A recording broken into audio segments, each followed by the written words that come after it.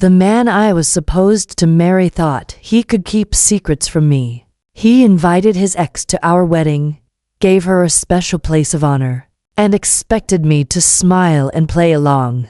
What he never realized was that I had more power than he thought. And in the end, I canceled the entire wedding, leaving him humiliated and exposed in front of everyone. Before we dive into this story, make sure you're subscribed and have notifications turned on so you never miss a tale of justice. And I'd love to know, where in the world are you listening from today? Let me know in the comments. Okay, let's get into it. I was supposed to be walking down the aisle to marry the man I thought was the love of my life. Instead, I found myself staring at a guest list that included the one person who had haunted our relationship. From the very beginning, his ex-girlfriend. The discovery wasn't a dramatic explosion at first. It was a quiet moment. The kind that makes your heart stop for a second before your mind scrambles to catch up. I remember sitting at my dining table, surrounded by seating charts, calligraphy pens, and a half-finished cup of coffee gone cold. Wedding planning had been consuming every ounce of my energy for months. But on that particular evening, I was finally feeling a sense of calm. The details were falling into place, or so I thought. That's when I noticed her name, nestled neatly among the front row seats, right beside his family members. Not just on the list, but in a place of honor. My stomach dropped so fast I actually felt dizzy. I blinked, thinking maybe I had misread. But no, there it was, clear as day. Her name, written in his handwriting, not mine. He had slipped her onto the list without ever mentioning it to me. Now, let me be clear. I am not the kind of woman who falls apart at the mere mention of an ex. Everyone has a past, and I'm not so naive as to believe that love comes without history. But there are boundaries, and respect is the line that separates past from present. My fiancé knew that. We had spoken about her before. Her tendency to pop back into his life with innocent texts. The way she once showed up, uninvited at his birthday party years after they had broken up. The little digs she made on social media that were clearly meant for me. He had always brushed it off, insisting I was reading too much into it. And yet, here she was, handpicked by him, invited to my wedding, our wedding, without so much as a conversation. I remember the exact sensation that washed over me in that moment. It wasn't just anger. It was betrayal laced with humiliation, as though I had been made a fool of without even knowing it. A cold, hard knot formed in my stomach. My hands trembled slightly as I held the paper, the ink smudging beneath my fingers. A dozen questions crashed through my mind all at once. Why would he do this? What was he thinking? Did he really believe I wouldn't notice? Or worse, did he believe I wouldn't care? For a long moment, I just sat there in silence, listening to the faint hum of the refrigerator and the ticking clock on the wall. I tried to steady my breathing, tried to find a reasonable explanation. But every possibility led back to the same brutal conclusion. He had chosen her presence over my peace of mind. That was the first crack in the illusion I had been clinging to. The illusion that we were building a future on trust, that we were partners. And once I saw that crack, I couldn't unsee it. As I sat there staring at her name, neatly inked in his handwriting, one thought rose above all the noise in my mind. This wedding might not happen at all. In order for you to understand just how deep this betrayal cut, I need to take you back to the beginning, to who we were before the wedding planning consumed everything. When I first met David, yes, that was my fiance's name, he seemed like everything I had been waiting for. I was in my early 30s, steady in my career, living a comfortable life on my own, but still holding onto the quiet hope that I might find someone to share it with. David came into my world like a steady flame, warm, charming, and endlessly persuasive. He was the kind of man who could light up a room just by walking into it. He wasn't loud or overbearing, but he carried himself with a confidence that drew people in. Our first few months together were almost a dream. He made me laugh, he listened to me, and he seemed genuinely invested in building something real. My friends adored him, my family warmed to him quickly, and for the first time in years, I let myself believe I had found the one. But of course, no story like this is without its shadows. His ex, let's call her Melissa, was the shadow. Melissa had been a part of David's life long before me. They had dated on and off for years in a relationship that, by his own admission, was toxic. He painted her as manipulative, dramatic, and incapable of letting go. He claimed that when it ended, he was relieved to finally be free. And yet, somehow, she was always hovering in the background, like smoke that lingers even after the fire is put out. I still remember the first time I saw her name pop up on his phone. We were sitting on the couch watching a movie, and his screen lit up with a text that said, "Thinking about you. Hope you're okay." I froze for a second, my mind racing. He dismissed it with a laugh, saying, "She does this sometimes. Don't read into it." But I did read into it. How could I not? He brushed it off, though, insisting I had nothing to worry about.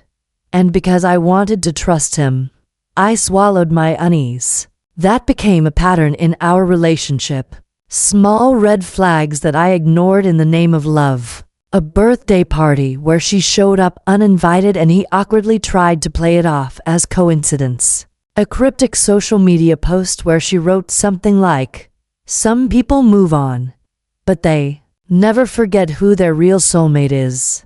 Every time, I would confront him, and every time, he would downplay it, accuse me of being too sensitive, and promise that Melissa didn't matter anymore.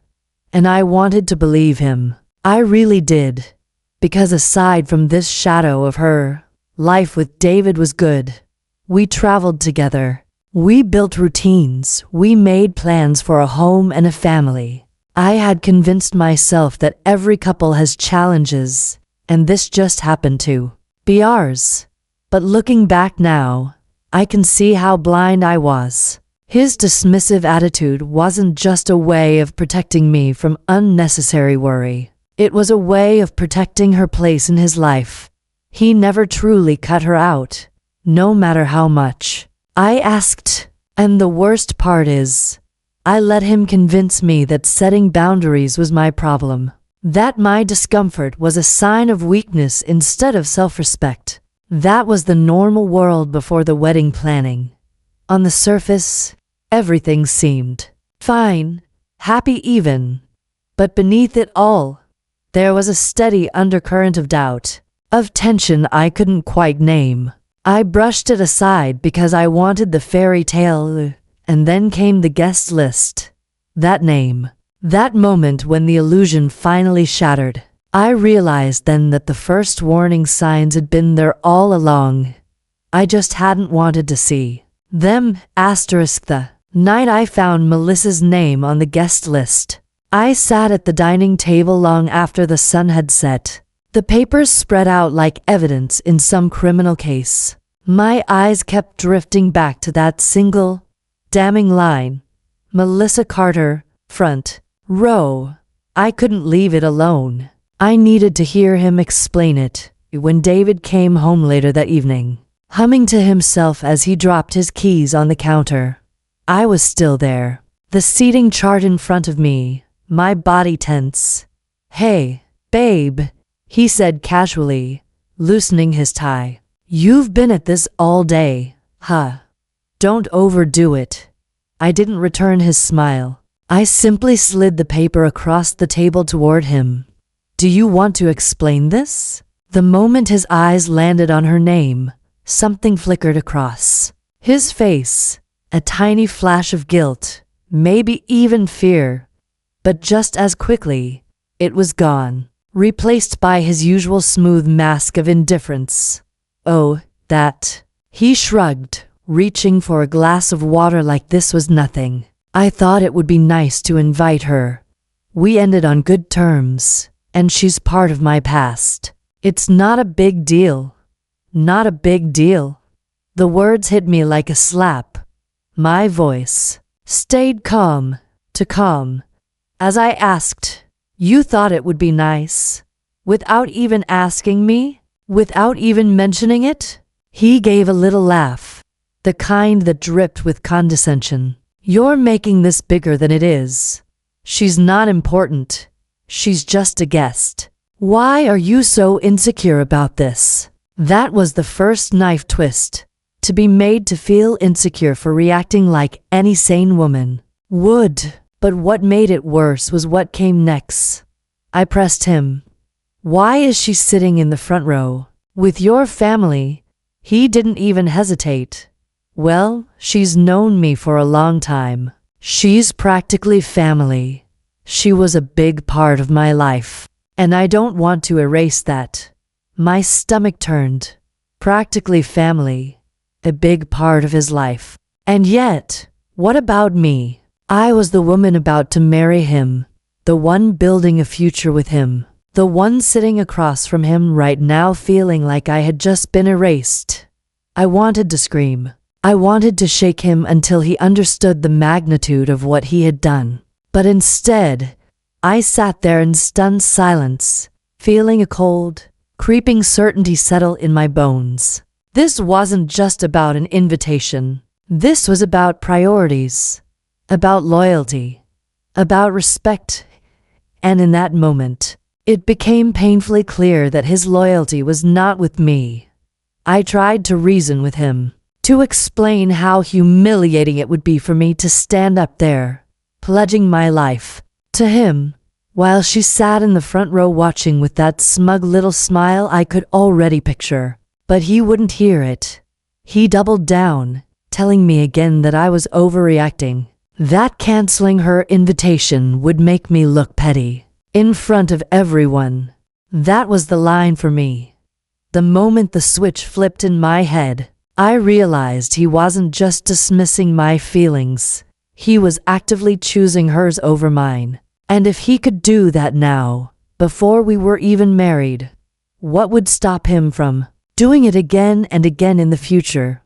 I didn't say it out loud that night, but deep down, the decision was already forming. Something inside me whispered, "You don't have to go through with this. You don't have to stand beside a man who would betray you in this way." That was the moment the wedding stopped being a dream and started becoming a battleground. Asterisk, if there's one thing I've learned in life, it's that when people show you their true priorities, you'd better believe them. But at that point, I was still clinging to the hope that David would come to his senses, that he'd realize how deeply wrong he was. Instead, he doubled down. The days that followed our argument were some of the most surreal of my life. Planning a wedding is supposed to be stressful in the usual ways.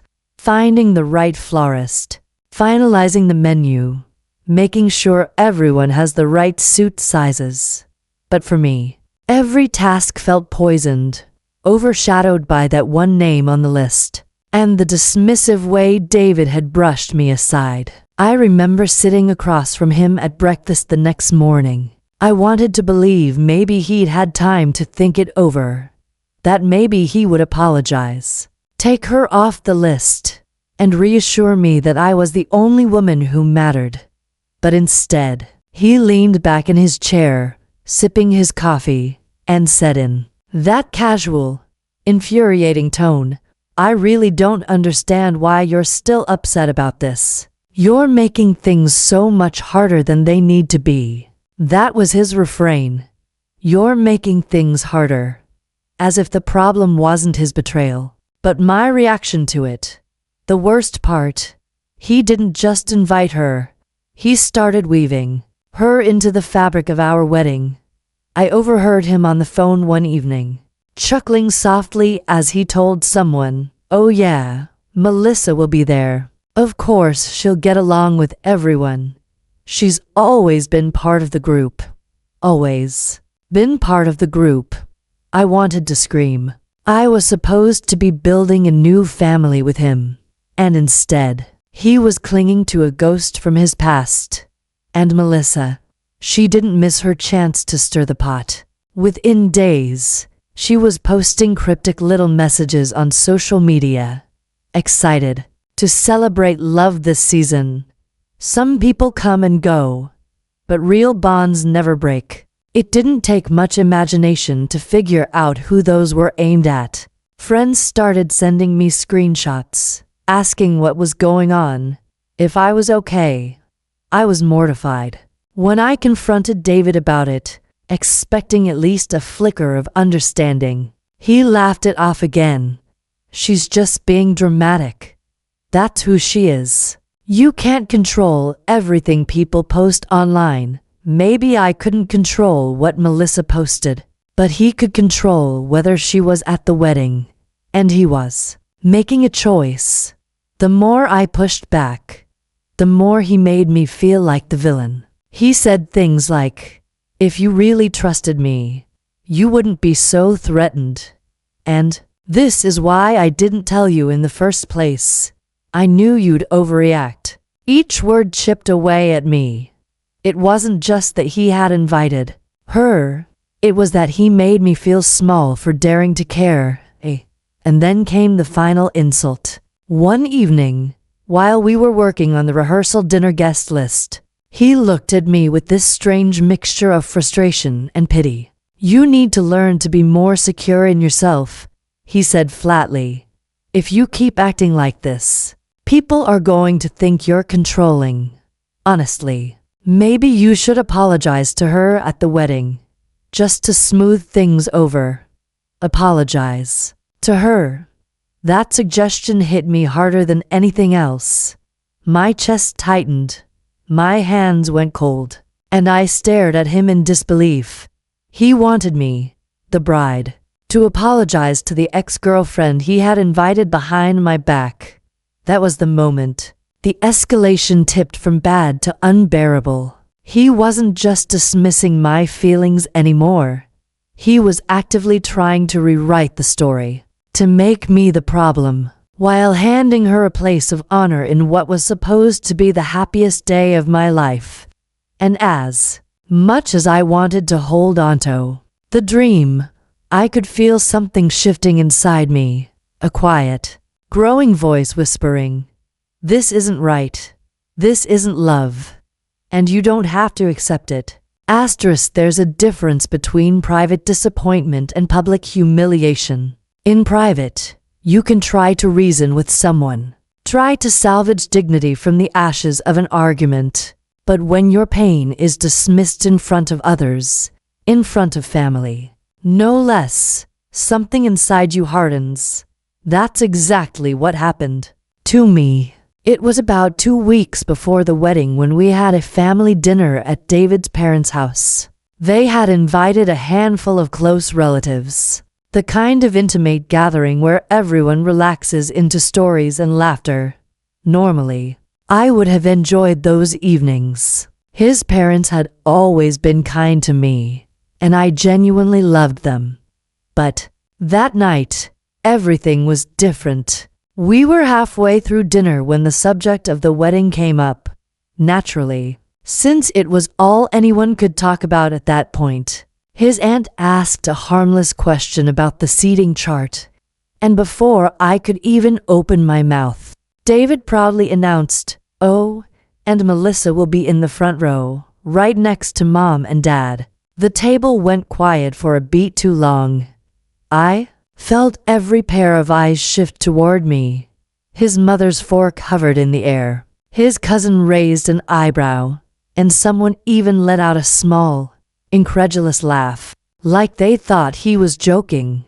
But he wasn't joking. He looked around the table with that smug little smile, as if daring anyone to question him.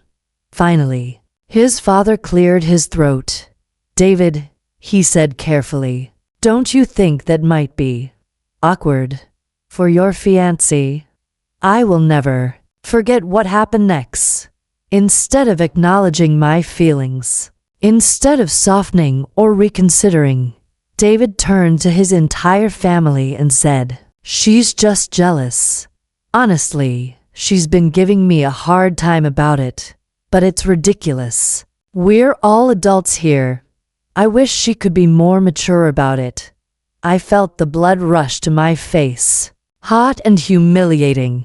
He had taken my private pain and laid it bare on the table like it was some kind of punchline. I sat frozen, my hand gripping the stem of my wine glass so tightly I thought it might snap. His aunt tried to smooth things over, mumbling something about different perspectives. But the damage was done. The room was heavy with tension, and I could feel everyone silently wondering, why is he defending her? Why is he embarrassing his own bride-to-be? And then, as if twisting the knife deeper, David turned back to me with a patronizing smile. "Babe, maybe you should just talk to Melissa directly. Clear the air. That way, she won't feel uncomfortable at the wedding, and neither will you." That was it. That was the breaking point. I don't remember much about the rest of that dinner. I know I forced a smile, pushed food around my plate, and made polite conversation when absolutely necessary.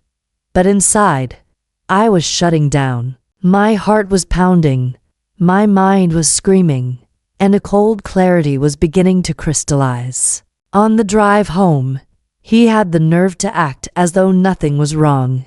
He even reached for my hand, as though humiliating me in front of his family was just another casual Tuesday. I pulled my hand back and stared out the window, silent, because I knew if I opened my mouth, I would unleash a fury that couldn't be contained. That night, lying awake in bed while he snored peacefully beside me, I came to a decision. No amount of denial could cover it up anymore. If I married this man, I would be signing myself up for a lifetime of disrespect, a lifetime of being compared to, or worse, overshadowed by, Melissa, a lifetime of having my boundaries trampled in the name of his comfort. And I realized something even more painful. It wasn't Melissa who was the real problem. It was David. Melissa could only stir up trouble if he let her, and he had not only let her in, but handed her a place of honor, elevating her above me, above our relationship, above the vows we hadn't even said yet. That realization was the true breaking point, because once you see the truth that clearly, you can never unsee it. I stared at the ceiling in the dark and whispered to myself, I can't go through with this wedding. Not like this. Not with him. Once I admitted to myself that I couldn't marry him, the question became, what now? It's a strange kind of freedom. That moment when you stop trying to salvage something and instead start planning your escape.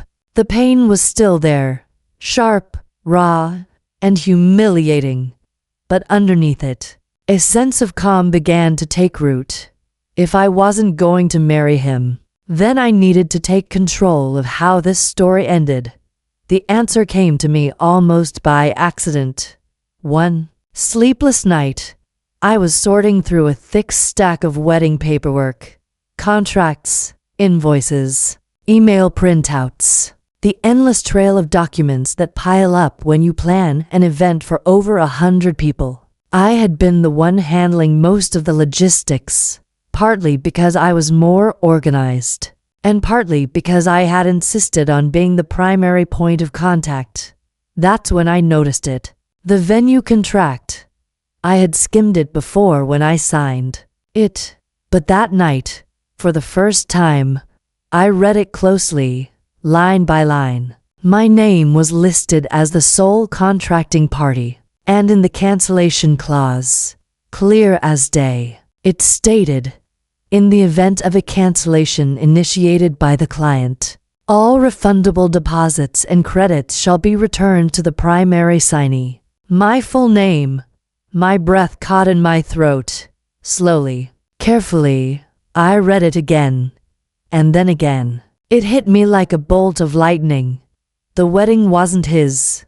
It was mine. Legally, financially, logistically, mine. I was the one holding the keys. Every deposit we had made, every vendor we had booked, every agreement we had signed, all of it was tied to my name, not his. If I canceled, the refunds came to me. If I pulled the plug, the entire structure of this wedding, the one he thought he could shape however he pleased, would collapse. The realization sent a shiver through me. For weeks, I had felt powerless, dismissed, cornered into a future I didn't want. And now, here was the weapon I had been searching for. Not some dramatic scheme, not some messy confrontation, but a simple, clean, devastating truth. I had all the control. I remember leaning back in my chair, the contract trembling slightly in my hands, and for the first time since this nightmare began, I smiled. A small, steady smile. Of course, I knew this wouldn't just be about canceling. It had to be deliberate. It had to expose him for who he really was. I wasn't going to slink away quietly, leaving him to spin the story however he liked. No. If he wanted to invite his ex and humiliate me, then he would get to face the full weight of the consequences. The plan began to form piece by piece in my mind. First, I would contact the venue and vendors, one by one, and quietly invoke the cancellation clause. I would reclaim every cent we had paid out.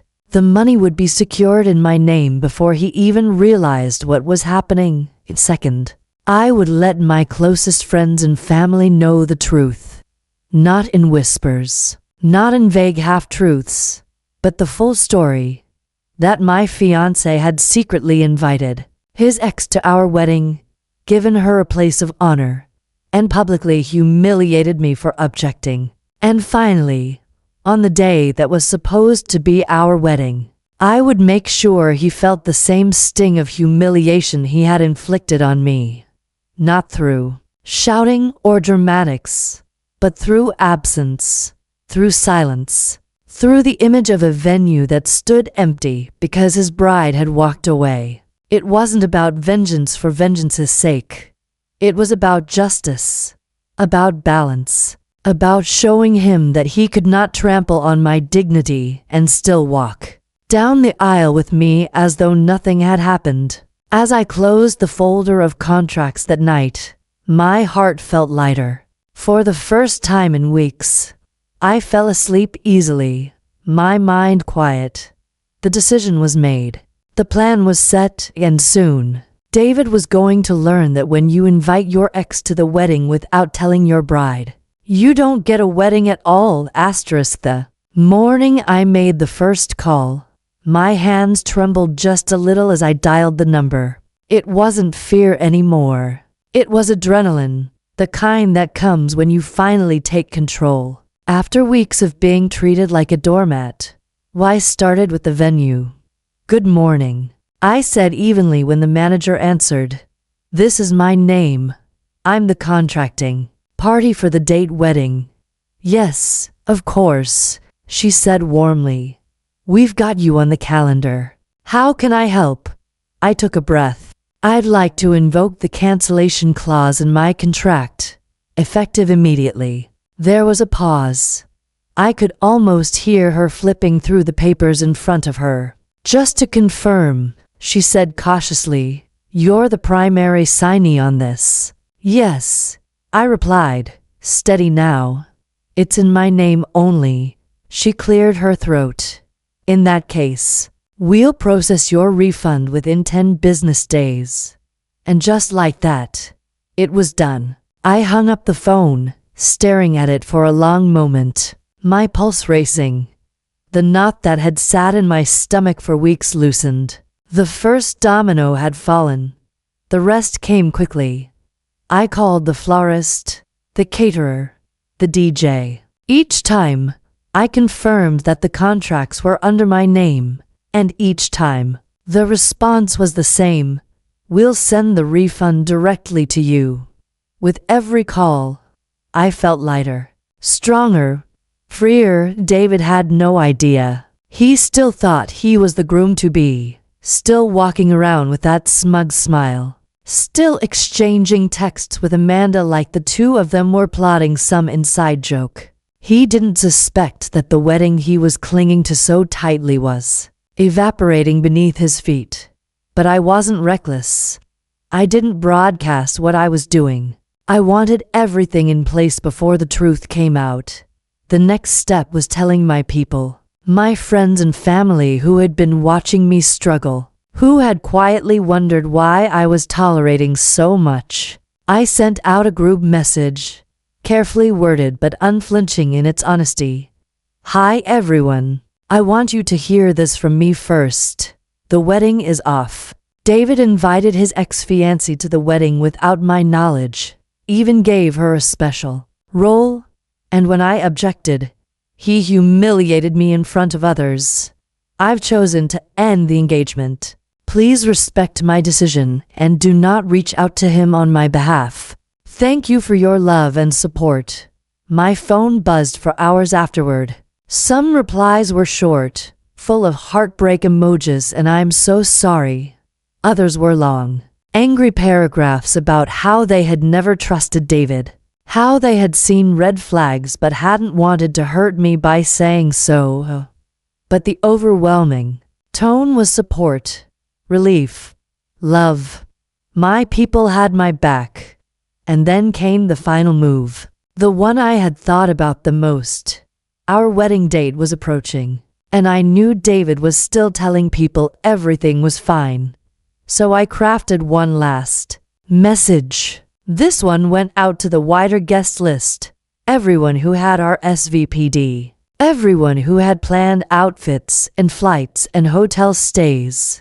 Dear friends and family, I want to let you know that the wedding between David and myself will not be taking place. The event is cancelled, and all reservations with vendors and the venue have been formally closed. If you had travel plans, please adjust them accordingly. I am so grateful for your understanding during this difficult time.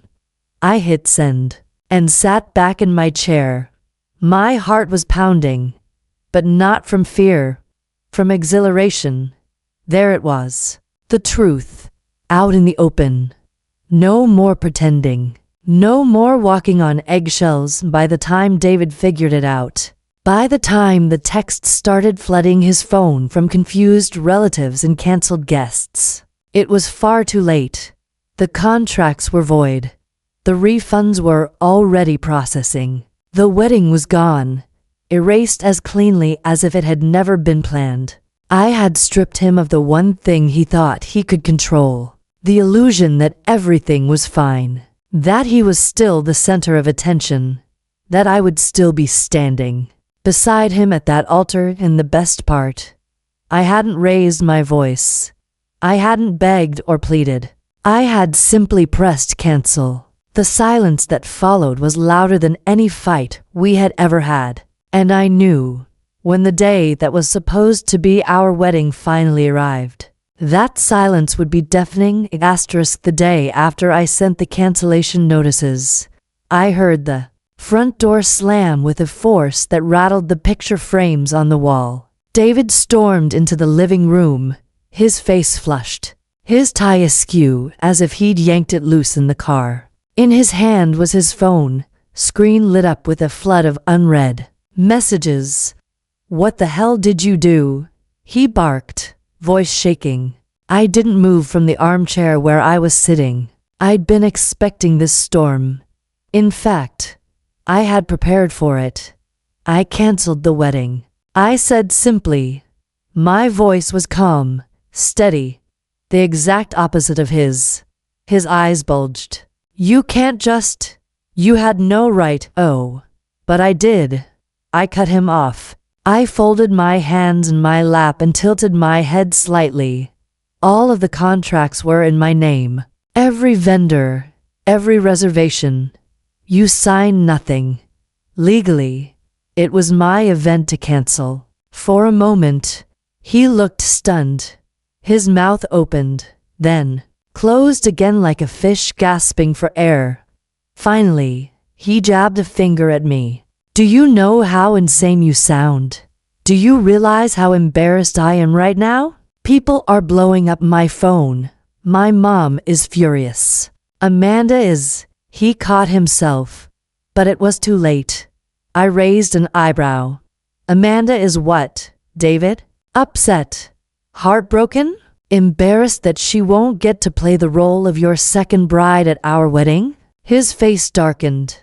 You're twisting this. She's my friend. I leaned forward just slightly, lowering my voice. Friends don't undermine relationships. Friends don't send flirty messages at 2 a.m. Friends don't try on dresses meant for the bride. His jaw clenched so tightly I thought his teeth might crack. And you know what the best part is? I continued, my tone cool, almost conversational. Every single person who matters now knows exactly why this wedding isn't happening. You humiliated me in front of our friends, David. But I made sure the truth came out. Without a scene, without shouting. Just facts. His nostrils flared. You've ruined me, he spat. I stood then, slowly, deliberately. No, David. You ruined yourself. All I did was stop giving you the stage to perform on. Just then, as if on cue, his phone buzzed again. He glanced at it, and I caught the flash of Amanda's name on the screen.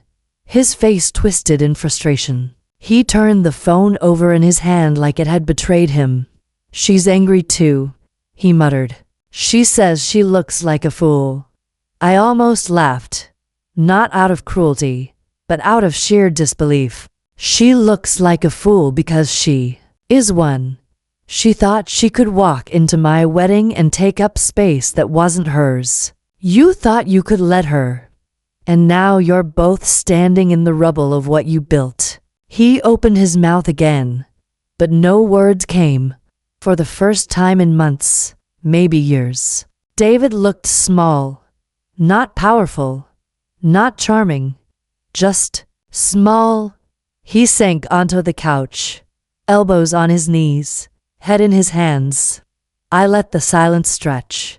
I wanted him to feel it, the weight of what he had lost, not just the wedding but me, the steady partner who had carried the weight of his ambitions, who had kept his world from spinning off its axis. Finally, I picked up the envelope I had prepared. I set it on the coffee table in front of him with a quiet thud. What's this? He asked, his voice muffled through his hands. Your things, I said. Keys, receipts, a copy of the lease termination. You'll find a check inside too, for your half of the apartment deposit.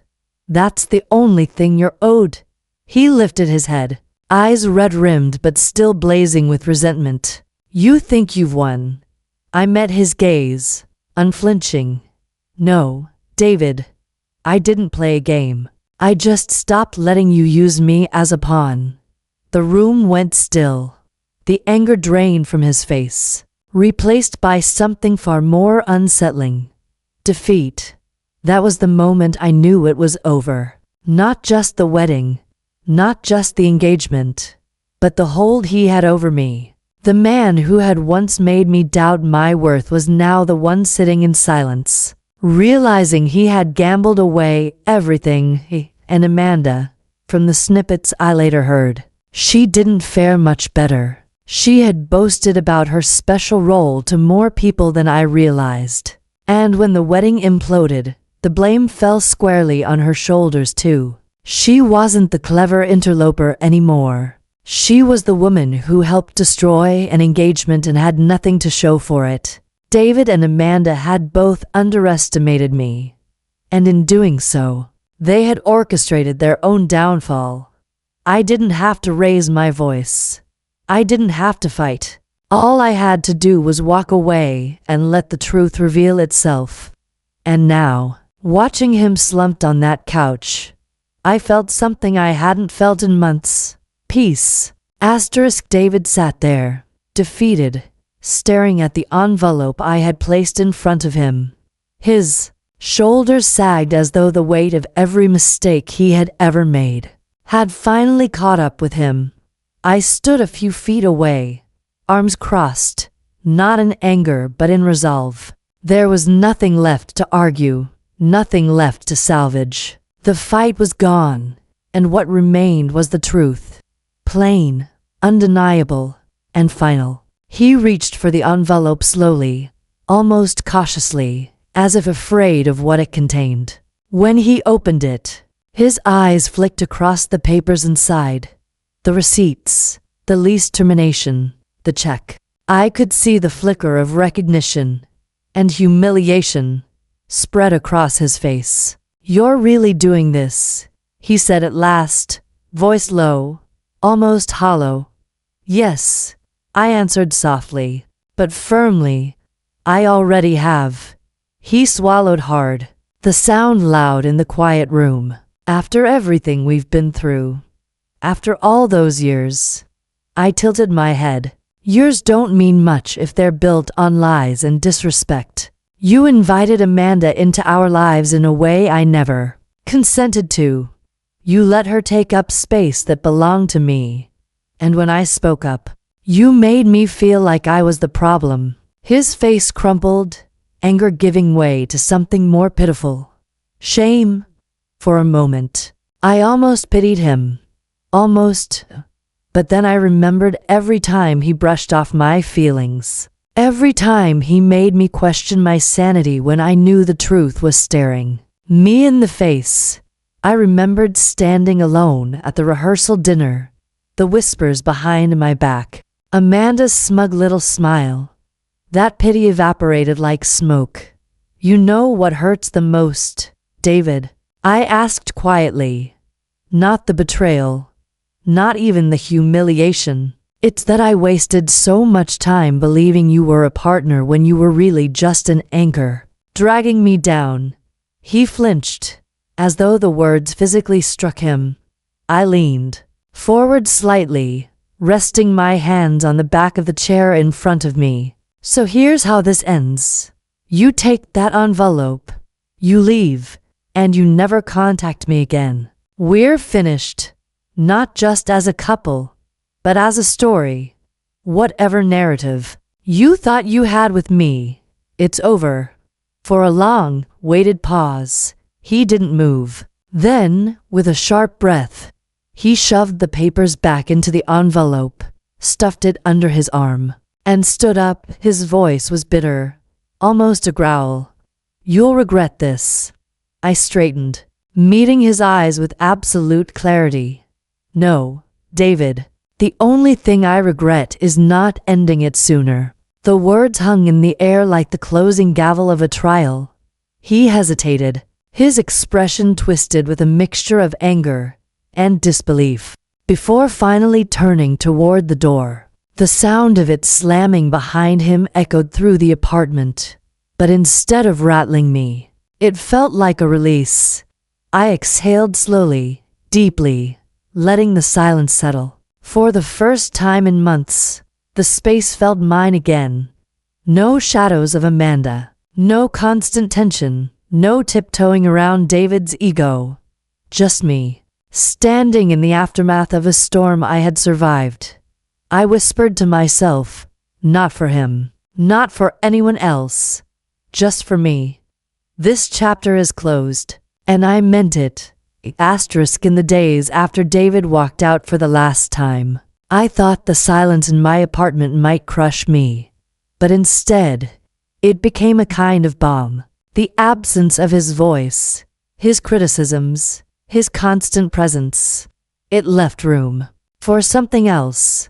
Myself. At first, I focused on the practical things, canceling the last remnants of wedding plans, returning gifts, handling the conversations that had to be had. Most people were supportive, though a few asked awkward questions. I told the truth, plainly and without shame. He invited his ex to our wedding and gave her a place of honor. That's not a marriage I was willing to step into. Every time I said it out loud, the knot inside me loosened a little more, and slowly, my life began to reshape itself. Instead of planning centerpieces and seating charts, I was booking a trip I had always dreamed of taking. Instead of walking down an aisle toward a man who betrayed me, I was walking through open-air markets in cities I had only read about. I rediscovered hobbies that had been shelved during my engagement. I read late into the night without someone asking why I wasn't doing something useful. I laughed with friends who reminded me of who I really was before I got lost in David's shadow. The healing didn't happen overnight, but each day carried me further away from the wreckage of what almost was. As for David and Amanda, well, time has a way of revealing everything.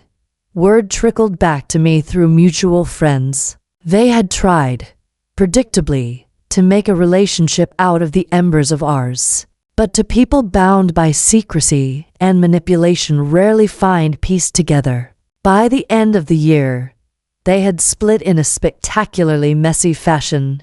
I didn't gloat. I didn't need to. Their downfall was never my responsibility. My only task was to reclaim my life, and that I had done. One afternoon, months later, I found myself walking past the venue where my wedding was supposed to take place. It was decorated for another couple's big day. I paused for just a moment, watching as guests in bright outfits streamed inside, their laughter floating across the street. For the briefest second, a pang of what-ifs passed through me. What if David had been the man he promised to be? What if we had actually stood in that room together? But then, just as quickly, the thought vanished, because I realized I wasn't envious of that bride. I wasn't mourning the wedding I never had. I was grateful, profoundly grateful, that I had chosen myself instead. The future stretched before me, unwritten and unburdened. And that's the beauty of endings like this. They aren't really endings at all. They're beginnings.